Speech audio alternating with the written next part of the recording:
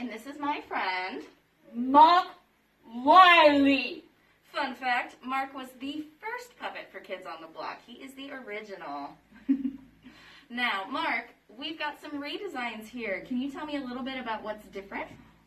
Well, my hair is a little bit different color, but the big new thing is my helmet.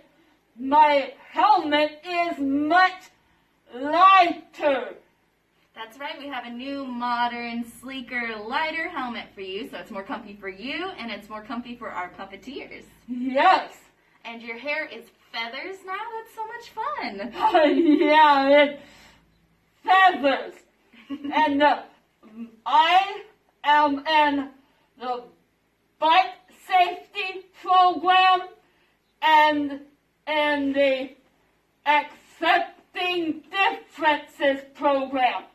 And I was funded by DART. Thank you. Thank you guys so much. Tune in next week. Bye. Bye.